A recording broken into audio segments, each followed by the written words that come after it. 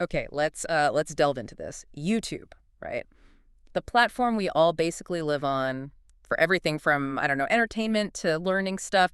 It's heading for a really massive transformation in 2025. Hmm. And we're not just talking small tweaks here. These look like some of the biggest shifts YouTube's ever made.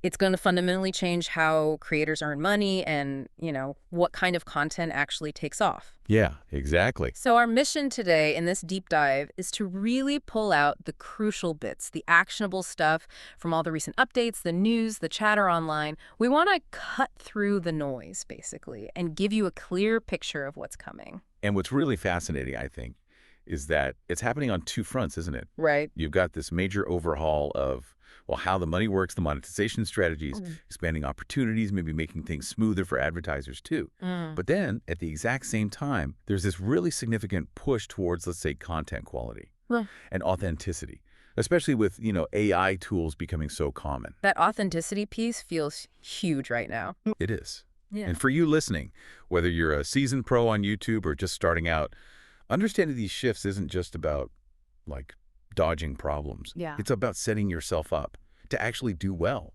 Mhm. to thrive in what YouTube wants to be a more sustainable, higher quality place for content. Definitely. And just so everyone knows where we're coming from, we've really dug into a bunch of different sources for this. We're looking at insights from places like the Marketing Minds newsletter, Princess Chiamaka Tutor Zone, Stack Influence for strategic stuff, Search Engine Journal's analysis, Bosswalla blogs, and obviously YouTube's own official blog and all the community talk like on Reddit and forums. A good mix. Yeah, trying to get the full picture. So our goal today is to boil all that down and give you the knowledge you actually need to handle this new landscape. Okay, so if we strip it right back, what does this really boil down to? For you, the listener, creator, advertiser, even just someone watching trends, we're basically seeing two main forces reshaping YouTube this year. First, a total rethink of how ads work and how creators get paid, especially, and this is a big one, for shorts. And second, a really stricter crackdown on what YouTube calls inauthentic or low-effort content. And that's definitely tied to the rise of AI. Yeah, and connecting that to the bigger picture, these aren't just random tweaks. They really signal YouTube's commitment, I think, to building a more solid, higher quality ecosystem for the long haul. Right. It's about sustainability. Exactly. Yeah. So for you as a creator, getting your head around this means you can adjust your strategy, make sure your stuff gets seen and valued, and crucially, actually gets paid for properly in this new setup. And definitely mark your calendars. Some of the ad changes, they're happening now, Q2 2025. And those content policy changes, the authenticity stuff, that hits hard on July 15th, 2025. July 15th. Okay. Yeah, these aren't suggestions. They're real deadlines coming up fast. Okay, let's start this deep dive then with that first big pillar, the whole new world of monetization. This is where I think a lot of people, creators, businesses running ads are going to feel the most direct hit. New opportunities, yes, but also, yeah, a bit more complexity maybe. Definitely some complexity. So here's where it gets really interesting, especially if you run ads on YouTube or, anywhere in the Google universe. Google's making a mandatory switch. It's going to change how ads reach people. All the existing video action campaigns, VACs, right? They're all being transitioned to something new called demand gen campaigns. And this isn't like, oh, you can choose to upgrade. Nope, it's happening. Mandatory. Mandatory. And the timeline's key here for planning. You won't be able to make new VACs after March 2025. And then, sometime in Q2 2025, Google's just going to automatically switch over all your old VACs to demand gen. And while Google sometimes pushes dates back, you know how it is. Yeah, you can't count on that. You really can't.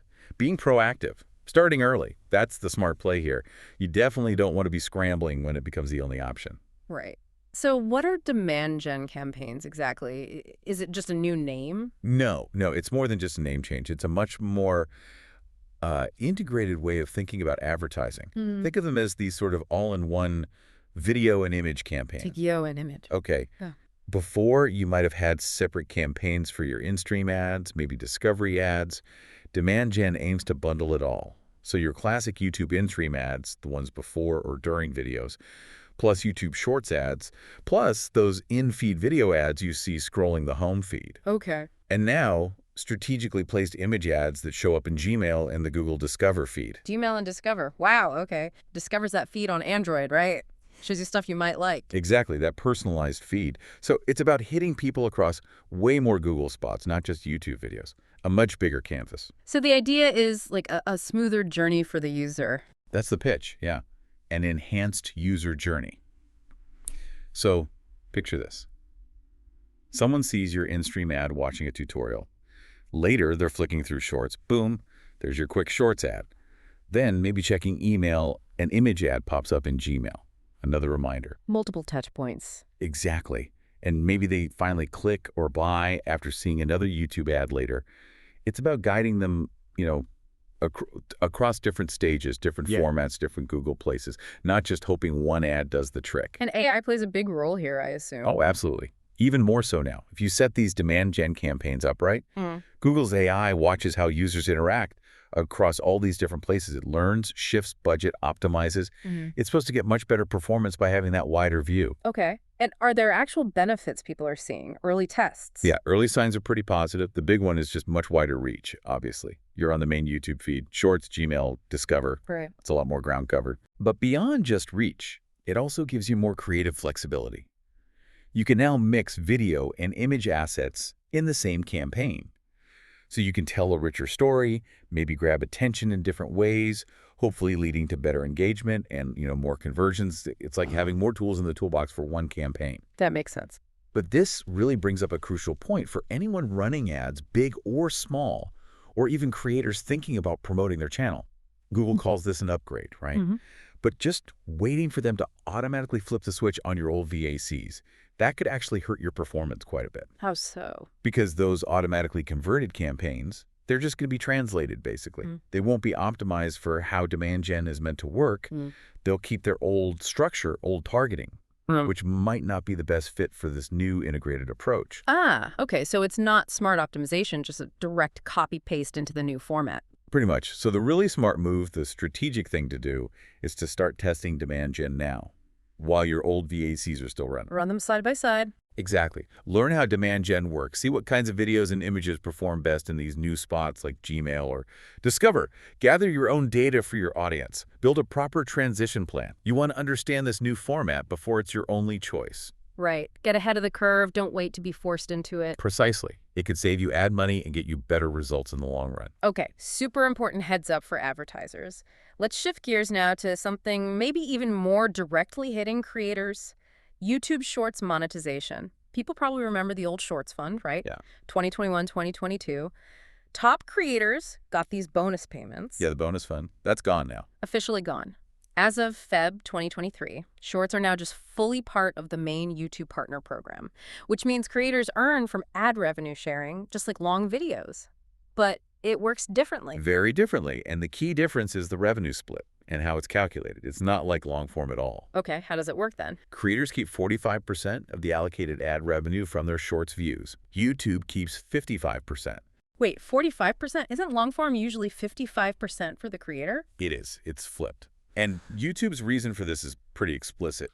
They say that 55% they keep helps cover the music licensing costs, which are a huge part of Shorts, right? So much popular music gets used. Okay. That makes sense. Music licensing is expensive. Very. So how the revenue actually gets generated is also unique. It's a pool system. Ads don't run on your individual short. They run between shorts in the feed. Right, when you're swiping. Exactly. Those ads generate revenue, and all that money goes into one big pot, a pool, for each country or region. So all the ad money from between shorts in the U.S. in July goes into the July U.S. Shorts pool. Okay, a collective pool. Yes. And that means even if your short didn't have an ad right before or after it, it still benefits from the overall pool generated by all the ads in the feed. Gotcha. But then the music thing complicates it. It does. This is where it gets a bit tricky. That pool isn't the final amount distributed. First, they have to pay for the music licenses out of that pool. So if your short uses no music from YouTube's library, 100% of the revenue it helped generate stays in the part of the pool that goes to creators, the creator pool. Makes sense. But if your short uses one licensed music track, only 50% of its revenue contribution goes into the creator pool. The other 50% goes to the music rights holders. Half gone to music. Yep. And if you use two music tracks, only 33% goes into the creator pool. The rest covers the licenses. Wow, okay. So using music directly reduces the size of the pot that creators share. Exactly. It impacts the total size of the creator pool before it gets divided up. It doesn't change your final 45% cut, but it shrinks the pie everyone's getting a slice of. Okay, that's a really important distinction. So after they take out the music money, what's left is the creator pool. Then how is that divided? Right. That remaining creator pool is then split among all the monetizing shorts creators in that country. And the split is proportional based on your share of eligible views. Based on views. Okay. So if your shorts got, say, 5% of all the eligible views from monetized creators in the US that month, you get allocated 5% of that US creator pool. Right. Then finally, YouTube applies the split to your allocated share. So from that 5% chunk you were allocated, you, the creator, get 45% and YouTube keeps 55%.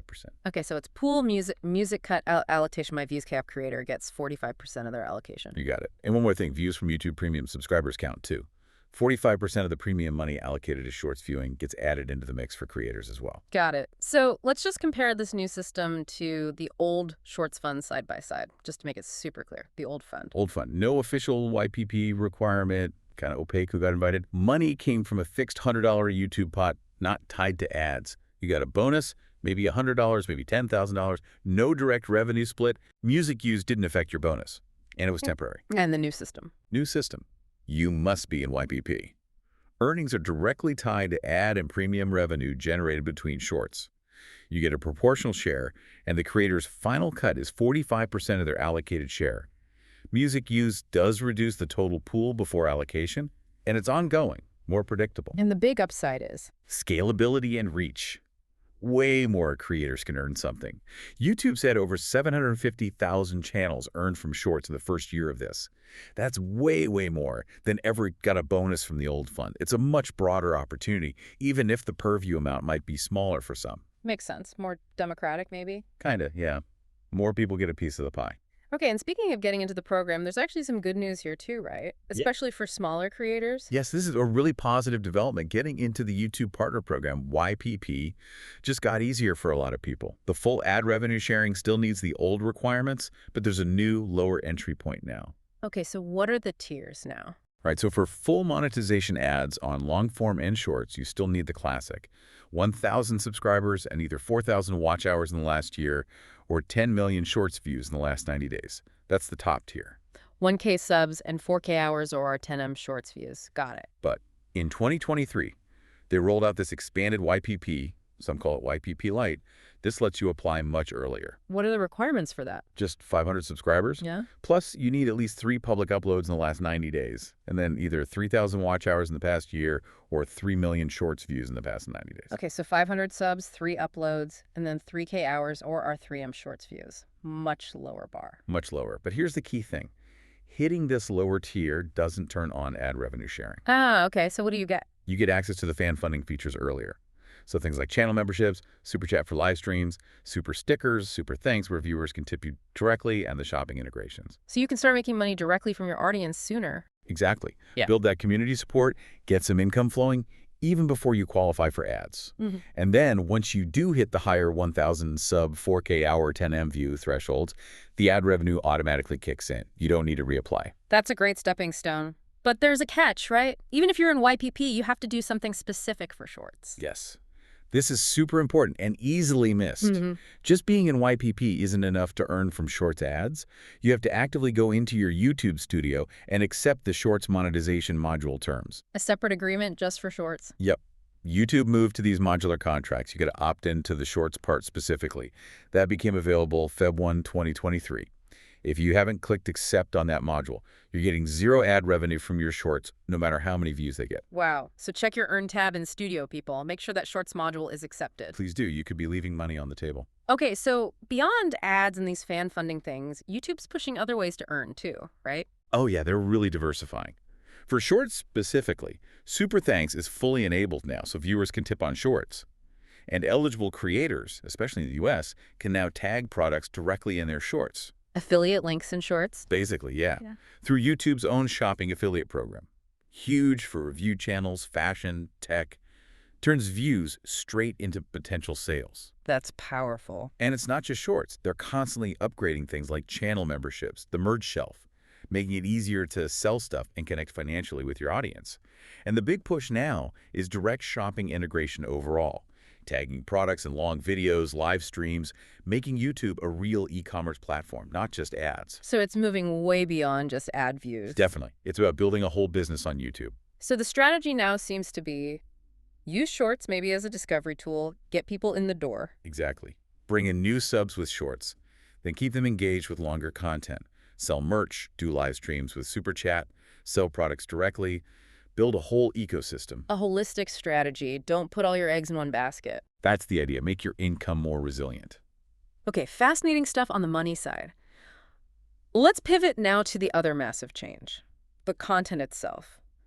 What YouTube will actually allow to be monetized? There's a big date coming up, right? July 15th. Yes, July 15th, 2025. This is a significant policy shift, probably one of the biggest in years, regarding what content qualifies for YPP. But it's changing. YouTube is updating its partner program policies to get much more specific and, frankly, stricter about what they consider inauthentic content. They're specifically calling out mass-produced and repetitious videos.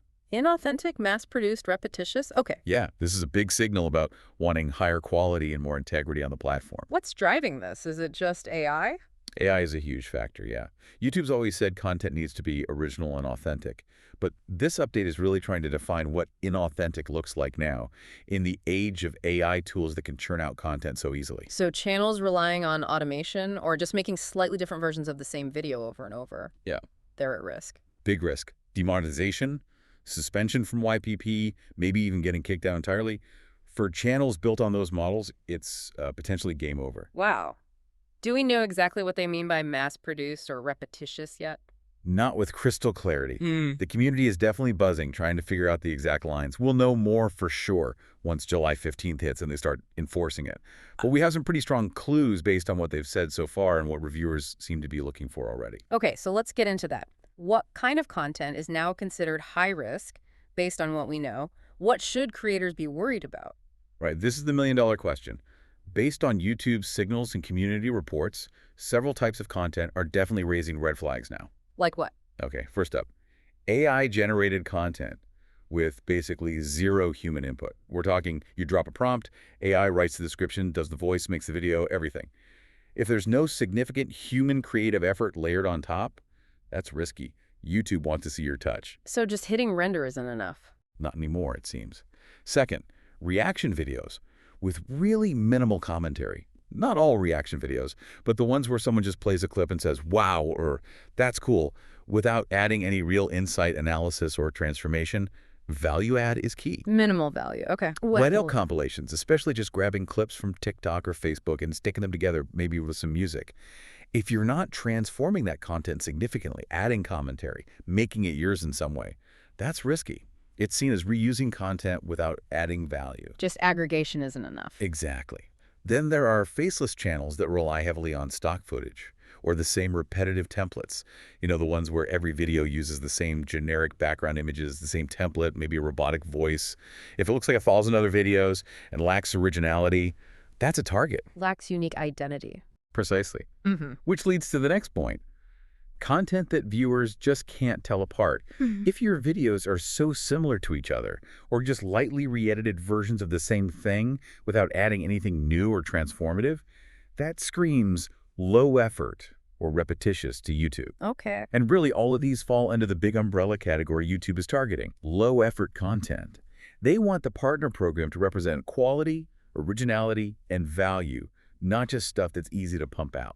So the consequences are serious. Demonetization, not getting approved for YPP even if you hit the number. Or losing monetization on a channel that was doing fine before, which is probably the scariest one for established creators using these methods. Yeah, definitely. Okay, so that's the don't do this list. Yeah. What does YouTube want? What's considered safe and encouraged now? Right, let's flip it. It's not about banning faceless channels or AI completely. It's about how you use them.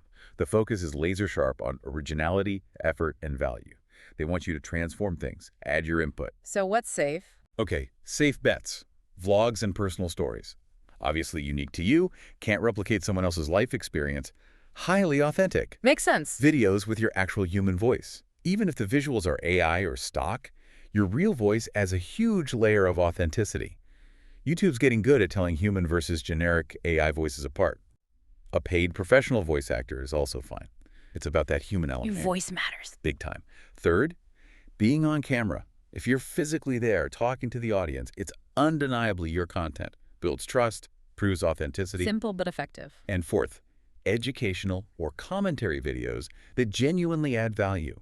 If you're teaching something clearly, offering unique insights, analyzing stuff thoughtfully, basically, if you're transforming information and making it useful or engaging in your way, that's golden. It comes back to value then. Absolutely. Does it provide real entertainment value or real educational value? Those are the two main things YouTube wants to see. Does it entertain or teach? So the main message is stop copying and pasting. Pretty much. Don't just rehash stuff. Add your energy, your voice, your unique take. That's what makes it original. That's what YouTube is looking for now for YPP. Okay, so practical advice then. If you do have a faceless channel, or use AI a lot, or make compilations, what should you start doing now before July 15th? Proactive steps are key. Start incorporating real human voices yours, or a pro's. Or maybe look into the higher quality, more authorized AI voices like 11 Labs, not just generic text-to-speech. That adds authenticity. Okay, improve the audio. Definitely. Yeah. Also, try to rely less on generic stock footage and repetitive animations. Mix it up, add your own graphics or edits. And think about copyright. Reusing the same stock stuff constantly can be risky anyway. Right. And most importantly, focus relentlessly on value and originality in every video. Even if you use templates or tools, how are you making it distinct? Does it genuinely teach or entertain in a unique way? It's a wake-up call, not a death sentence if you adapt. Exactly. The policy isn't meant to scare everyone off, but to prepare them for a much higher bar. Adapt now or risk problems later. Okay, let's talk a bit more about that AI dilemma. YouTube isn't banning it, you said. No, they're explicitly allowing it, hence the new disclosure requirement. The whole point is making sure it meets the original and authentic standard through human creativity. So AI assisting is okay? Yes, AI-assisted music, AI-generated visuals edited by a human, AI voiceovers for your script. That stuff seems fine if there's significant human effort involved. Editing, scripting, unique storytelling, the human touch. It's about AI as a tool, not the sole creator. But people are worried, right? The whole AI slop thing online fears that YouTube will just nuke small channels. Yeah, there's definitely fear out there. People comparing it to Google search updates and worrying YouTube will just destroy small creators to clean things up, maybe even hurting their own profits. Is that likely? I really doubt they'd nuke half their profits. YouTube needs small and medium creators. They bring diversity, niche audiences, fresh content. It wouldn't make sense to alienate them wholesale. So the target isn't all AI use, just the low-effort stuff? Yeah, exactly. The goal seems to be weeding out the truly low-quality, auto-generated junk that adds no real value. Not penalizing creators who use AI thoughtfully as a tool. The challenge for YouTube and creators is telling the difference. Is it a tool or a crutch for making garbage? And part of that is the new disclosure rule you mentioned. Creators have to say if they used AI. Yes, it's mandatory now. More transparency for viewers, for advertisers. Yeah. Helps ensure honesty and responsible use of the tech. Okay. And this connects to wider efforts too, right? Like legislation. It does. YouTube's actually backing legislation like the No Fakes Act of 2025. No Fakes Act. What's that? It's a bipartisan bill aiming to tackle the harm from unauthorized digital replicas, deepfakes, basically. AI generating someone's voice or image without permission to mislead or cause harm. Okay. Setting rules around using someone's likeness with AI. Exactly. Providing legal frameworks to protect people's rights as this tech evolves. It's about accountability for synthetic media. And YouTube's doing things internally too. Yeah, they've updated their privacy process so people can request removal of AI content that simulates their likeness without permission. They're also rolling out tools for creators to manage their likeness and even piloting tech with influential figures to help detect AI depictions of them. So they're trying to be proactive on the deepfake issue. Seems like it, both supporting laws and building their own tools. So the big picture here is about giving individuals control, right? Letting them flag unauthorized AI versions of themselves. Pretty much. It helps platforms like YouTube figure out what's an authorized use. Maybe an actor agreed to an AI voice for a game versus what's a harmful fake. Without people flagging things, it's hard for platforms to know. It's all about balancing innovation with safety and individual rights. Makes sense. Okay, let's try and connect all these dots now. We've covered monetization changes, authenticity rules. What's the big takeaway for people listening? The single biggest thread through all of this, proactivity. Seriously. Whether it's switching to demand gen ads, figuring out shorts monetization, or making sure your content meets the new authenticity standards, waiting for YouTube to force your hand is just risky. Don't wait for the deadline or the automatic switch. Exactly. Experiment now. Test demand gen. Check your shorts. Opt in. Review your content. Gather data. Learn what works in this new reality and adjust your strategy before you have to. And for creators, that means constantly looking at your own stuff. Yeah, regularly ask yourself, is this original? Am I adding unique value? Even if I'm using tools, is my voice, my perspective coming through? And stay on top of all the YPP rules. No spam, no hate speech, no reusing content without transforming it. Keep it clean, keep it original. That's how you stay eligible and maximize earnings. And it's not just about avoiding trouble, right? There are actual opportunities here, too. Definitely. Those lower YPP thresholds. That's a real chance to start building income from fans much earlier through memberships, super thanks, etc. Build that community connection before you even get ad money. Build momentum early. Right. And the new ad formats, like demand gen reaching Gmail and Discover, that means more potential eyeballs on your content, whether you're running ads yourself or benefiting from advertisers using the platform. It's a bigger stage, potentially. Okay, what about globally? Do these changes play out differently depending on where you are? They absolutely do. If you're a creator in the US, for instance, you're in YouTube's biggest market. That usually means higher ad rates, so higher potential RPMs for your views. Plus, US creators tend to get access to the newest monetization tools first, like that shopping affiliate program. The lower YPP tiers also apply, helping new creators get started. So, advantages for US creators often. What about somewhere like India, a big creator economy there too? Huge, yeah. And these changes offer massive potential there. Indian creators can use things like multi-language audio tracks now to reach global audiences, not just local ones. Small businesses can use the direct shopping features to boost sales. And those lower YPP thresholds help bring more Indian creators into the monetization fold earlier. So it could really accelerate growth there. Experts think so. Some are predicting huge revenue growth for Indian creators, maybe crossing 5,000 crores in 2025, partly thanks to these changes. Wow. Okay, one last practical point, especially for US folks. Taxes. Ah, yes, the fun part. Crucial reminder, YouTube earnings are taxable income in the US. Google will send you a 1099 form if you earn over the threshold, so you need to be aware of your tax obligations. Don't forget Uncle Sam. Never. Make sure your tax info in AdSense is correct, and maybe set aside some money from your earnings for taxes. More people qualifying for monetization earlier just means more people need to think about this. Plan ahead. Good advice. All right, so wrapping this all up, YouTube in 2025, it feels like a really pivotal year. It really goes. A more complex, integrated ad system, and this huge push for authentic, high-quality, value-driven content. It's clear the platform is constantly evolving. Staying plugged into official announcements is going to be key. Absolutely critical. And, this shift isn't just about new rules. It feels like it's aligning more closely with YouTube's core idea. We succeed when you succeed. The monetization, especially for shorts, feels more predictable, rewarding consistent creativity. Yeah. It also means the future really belongs to content where transformation and original human input are front and center. Which leads to a big question, doesn't it? Which is? As AI tools get incredibly good, what does this emphasis on human input mean for the future of creativity itself on the platform? How will you, the creator listening, make sure your stuff truly stands out as uniquely yours with your energy, your voice in this landscape? That's a deep one to ponder. How do you remain distinctly human in your creativity? Exactly. Something to think about as you make your next video. Excellent point. Okay, everyone, go forth, make amazing, authentic content, check those settings, make sure you're opted into everything you should be. Don't leave opportunity or money on the table. Happy creating.